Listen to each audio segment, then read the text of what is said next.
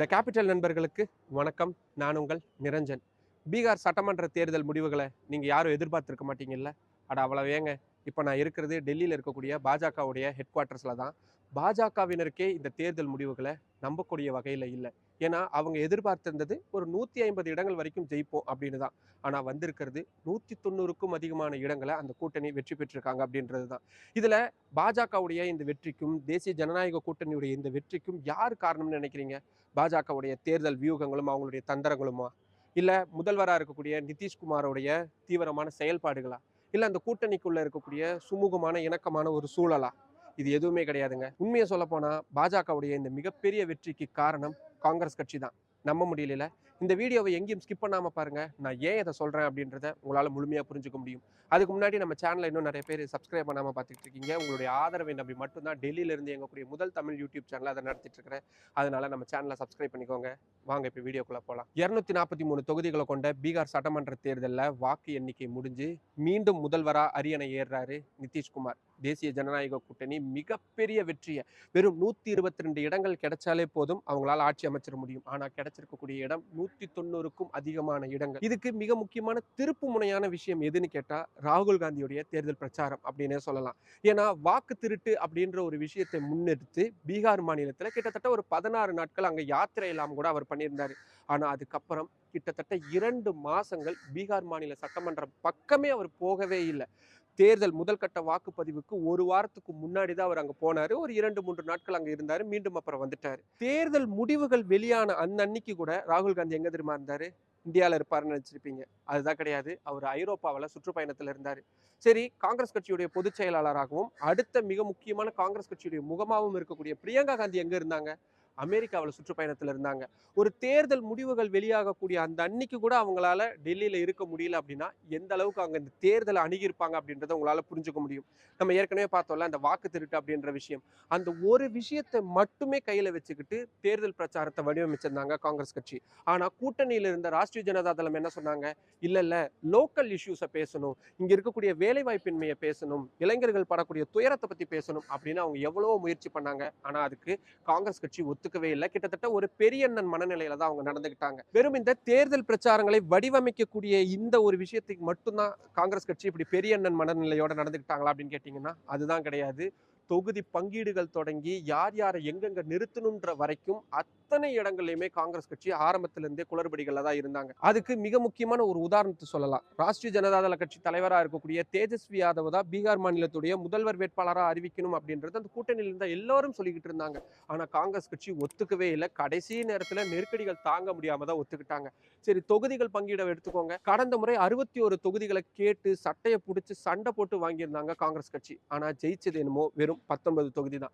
இந்த முறை தேஜஸ்வி யாதவ் என்ன சொன்னாரு? நீங்க கடந்த முறையே நிறைய தோல்வியை பார்த்துட்டீங்க, இந்த முறை கொஞ்சம் குறைச்சு வாங்கிக்கோங்க, நான் கொஞ்சம் நிறைய இடங்கள்ல போட்டியிடுறேன், கூட்டணி கட்சிகளுக்கு நிறைய இடங்கள் ஒதுக்கலாம் அப்படின்றத தேஜஸ்வி யாதவுடைய மிக முக்கியமான கோரிக்கையாகவும் யோசனையாகவும் இருந்துச்சு. ஆனா காங்கிரஸ் கட்சி என்ன சொன்னாங்க? அதெல்லாம் கிடையவே கிடையாது, எங்களுக்கு அதிக தொகுதி தான் வேணும்னு கேட்டு வாங்கினாங்க. இப்போ வெறும் ஒற்றை இலக்க எண்ணில் தான் அவங்களால வெற்றி அந்த மாநிலத்தில் பதிவு செய்ய முடிஞ்சிருக்கு. இதுல மிக வேதனையான ஒரு விஷயம் என்ன அப்படின்னா, கிட்டத்தட்ட 30 தொகுதிகள் பாஜகவும் காங்கிரஸும் நேருக்கு நேர் போட்டியிட்டு கொண்ட இடம் பீகார் மாநிலமா இருந்திருக்கு.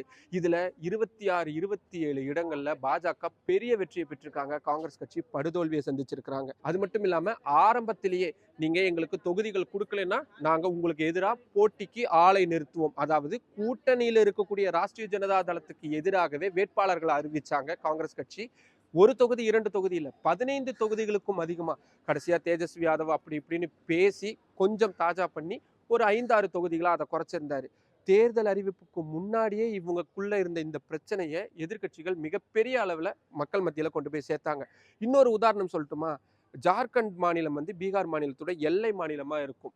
ஜார்க்கண்ட் மாநிலத்துல இந்தியா கூட்டணியில் இருக்கக்கூடிய ஜார்க்கண்ட் முக்தி மோர்ச்சா தான் இருக்கு. ஹேமந்த் சோரன் தான் அங்க முதல்வராக இருக்கிறாரு. அவர் அதிகம்லாம் கேட்கலீங்க. எல்லை பகுதி மாநிலங்கள்ல எங்களுக்கு கொஞ்சம் செல்வாக்கு இருக்கு, எங்களுக்கு வெறும் 6 தொகுதி கொடுங்க போதும் அப்படின்னு. ஆனா காங்கிரஸ் கட்சி ஒத்துக்கவே இல்லை. கடைசியில் என்னாச்சு? கூட்டணியிலிருந்தே அவர் விலகி போனாரு. அந்த பீகார் மாநிலத்துடைய மக்களுடைய மனநிலையை பிரதிபலிக்கக்கூடிய தேர்தல் பிரச்சாரங்களை செய்யக்கூடிய ஒரு இடத்துல இருக்கக்கூடிய ஹேமந்த் சோரன் பீகார் மாநிலத்துக்கு தேர்தல் பிரச்சாரத்துக்கு போகவே இல்லை. இதை காங்கிரஸ் கட்சி இப்ப மட்டும் பண்ணல. மத்திய பிரதேச மாநிலத்தோட சட்டமன்ற தேர்தல் நடந்தப்போ உத்தரப்பிரதேச மாநிலத்துடைய முன்னாள் முதல்வரான அகிலேஷ் யாதவ் இதே மாதிரிதான் வெறும் 6 சீட்டு கொடுங்க போதும் அப்படின்னாங்க. காங்கிரஸ் கட்சி முடியவே முடியாது, பாஜக தான் எங்களுடைய டார்கெட், நாங்க இறங்கி அவங்கள செய்ய போறோம்னு சொன்னாங்க.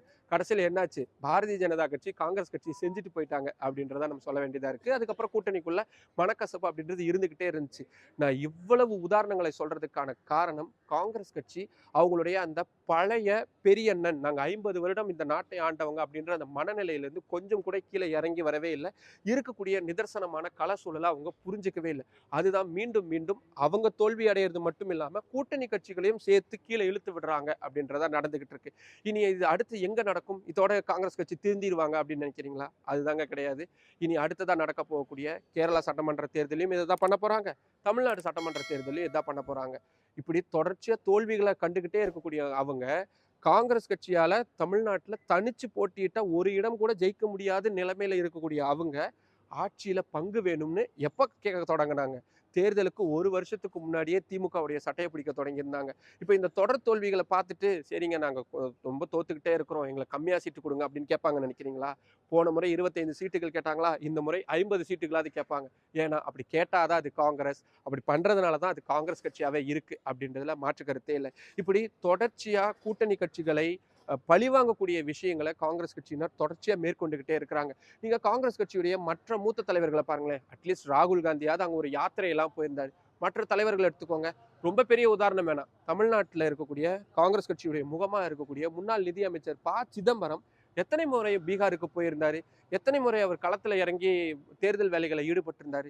இப்படி நிறைய கேள்விகளை நம்ம கேட்டுக்கிட்டே போகலாம். சரி, இந்த வாக்கு திருட்டு விஷயமே எடுத்துக்கோங்களேன். 65 லட்சம் பேர் பீகார் மாநிலத்திலிருந்து நீக்கப்பட்டுட்டாங்க அப்படின்றதா காங்கிரஸ் கட்சியுடைய குரல். ஏன் இந்த தேர்தல் தோல்வி வந்ததுக்கு அப்புறம் கூட எலெக்ஷன் கமிஷன் கூட சேர்ந்துட்டு பாஜக எங்களை பழி வாங்கிட்டாங்க, 65 லட்சம் வாக்காளர்கள் எங்களுடைய வாக்காளர்களை நீக்கிட்டாங்கன்னு சொல்றாங்க. சரிங்க, அவங்க சொல்ற மாதிரியே இருக்கட்டுமே. பாஜக கூட எலெக்ஷன் கமிஷன் கூட்டு வச்சிருக்காங்க, எல்லாம் பண்ணிருக்காங்க. நீங்க என்ன பண்றீங்க? எலெக்ஷன் கமிஷனை விலைக்கு வாங்கிட்டாங்க பாஜக, இடியை விலைக்கு வாங்கிட்டாங்க, சிபிஐ விலைக்கு வாங்கிட்டாங்கன்னு நீங்க திருப்பி திருப்பி குற்றம் சொல்லிக்கிட்டே இருக்கீங்களே. மக்களை யாருங்க விலைக்கு வாங்க முடியும்? மக்கள் கிட்ட நீங்க எங்க போறீங்க? இப்ப தமிழ்நாடு எலெக்ஷனுக்கு இன்னும் கொஞ்ச நாள் தான் இருக்கு. எத்தனை முறை பிரைம் மினிஸ்டர் மோடி தமிழ்நாட்டுக்கு வந்துட்டாரு, அமித்ஷா எத்தனை முறைக்கு வந்துட்டாரு, ஆனா ராகுல் காந்தி எத்தனை முறைக்கு வந்திருக்கிறாரு, பிரியங்கா காந்தி எத்தனை முறைக்கு வந்திருக்காங்க? பீகார் மாநிலத்தை எடுத்துக்கோங்க. இந்த ஆண்டு தொடங்கினதுல இருந்து ஒவ்வொரு மாசமும் ஒரு முறையாவது பீகார் மாநிலத்திற்கு கட்டாயம் போய்கிட்டு இருந்தாரு பிரதமர் நரேந்திர மோடி. அவருடைய 75 வயது அப்படின்ற அந்த இடத்துல இருந்தாலும் கூட, பல உலக நாடுகளுக்கு போகணும், அரசியல் ரீதியா நிறைய அழுத்தங்கள் இருக்கு அப்படின்னாலும் கூட பீகார் மாநில சட்டமன்ற தேர்தலுக்கான தனி கவனம் அப்படின்றத அவர் செலுத்தியிருந்தார். அமித்ஷா எடுத்துக்கோங்க, அங்கேயேதான் இருந்தாரு. ஜே.பி. நட்டா அங்கேயேதான் இருந்தாரு. இப்படி அந்த கட்சியுடைய முதல் 3 மட்ட தலைவர்களே பீகார் மாநிலத்துல முகாமிட்டு இருக்கிறாங்கன்னா, மற்ற அமைச்சர்கள் மற்ற நிர்வாகிகளை பாருங்களேன். எனக்கு தெரிஞ்சு தமிழ்நாட்டில இருந்து ஒரு குழுவினர் பீகார் மாநிலத்துக்கு போய் தேர்தல் வேலைகளை பார்த்தவங்களை என்னால அடையாளம் காட்ட முடியும். இப்படி ஒரு சட்டமன்ற தேர்தல் நடக்குது அப்படின்னா அதை பத்த பிரயாத்தனம் எதுவுமே இல்லாம மாநில கட்சிகளுடைய முதுகுல சவாரி செஞ்சுக்கிட்டு அவங்க நமக்கான வெற்றியை ஈட்டி தருவாங்க அப்படின்ற அந்த மனநிலையை தொடர்ச்சியா காங்கிரஸ் கட்சி கைவசம் வச்சுக்கிட்டே இருக்கிறாங்களோ, அதனாலதான் பாஜக கிட்ட அவங்க படுதோல்வி அடைஞ்சுக்கிட்டே இருக்கிறாங்களோ அப்படின்ற கேள்வி மீண்டும் மீண்டும் எழுந்துகிட்டே இருக்கு. கர்நாடகா மாநிலத்தில் அவங்களுடைய அரசு தான் நடக்குது. ஆனா முதல்வர் நாற்காலிக்கு சித்தராமையாவுக்கும் டி.கே. சிவகுமாருக்கும் எவ்வளவு பிரச்சனை, எவ்வளவு போட்டி நடக்குது அப்படின்றத பார்த்துக்கிட்டே தான் இருக்கிறோம். அங்க மாநிலத்துல அவங்க இருக்கிறாங்களோ இல்லையோ, தொடர்ச்சியா டெல்லிக்கு வருவாங்க, வந்து புகார்களை கொடுத்துக்கிட்டே இருப்பாங்க. இப்படி அவங்களுடைய தவறை உணராம மீண்டும் மீண்டும் மாநில கட்சிகளை நம்பி மட்டுமே காங்கிரஸ் கட்சி இருக்கிறதுனால காங்கிரஸ் கட்சியுடைய தோல்வி மட்டும் இல்லாம அவங்களை சார்ந்து இருக்கக்கூடிய கூட்டணி கட்சிகளும் படுதோல்வியை சந்திச்சுட்டு இருக்காங்க அப்படின்றதுல மாற்று கருத்து இல்லை. இப்போ நான் இவ்வளவு விஷயம் சொல்லியிருக்கிறேன். இதுல இருந்து உங்களுக்கு என்ன கருத்துக்கள் தோணுது? குறிப்பா காங்கிரஸ் கட்சி எந்த இடத்துல அவங்களுடைய தவறை சரி செஞ்சுக்கணும்னு நினைக்கிறீங்க? தமிழ்நாடு சட்டமன்ற தேர்தலில் காங்கிரஸ் கட்சி எப்படியான நிலைப்பாட்டை எடுக்க போறாங்கன்னு உங்களுக்கு தோணுது? உங்களுக்கு எது தோணுனாலும் அதை கீழே கமெண்ட் பாக்ஸ்ல சொல்லுங்க. மற்றும் ஒரு வீடியோவில் சந்திக்கலாம். நன்றி. நம்மளோட கேபிட்டல் சேனல்ல இன்னும் நிறைய பேர் சப்ஸ்கிரைப் பண்ணாம பார்த்துக்கிட்டு இருக்கீங்க. இப்போ இந்த மாதிரியான ரொம்ப ரொம்ப முக்கியமான தகவல்கள் உங்களுக்கு உடனுக்குடன் வந்து சேரணும் அப்படின்னா நம்ம சேனலை சப்ஸ்கிரைப் பண்ணிக்கோங்க. நம்ம வீடியோஸை நிறைய பேர் கொண்டு போய் சேருங்க, லைக் பண்ணுங்க, கமெண்ட் பண்ணுங்க. உங்களுடைய ஆதரவை அதிக அளவில் தாருங்கள். நன்றி.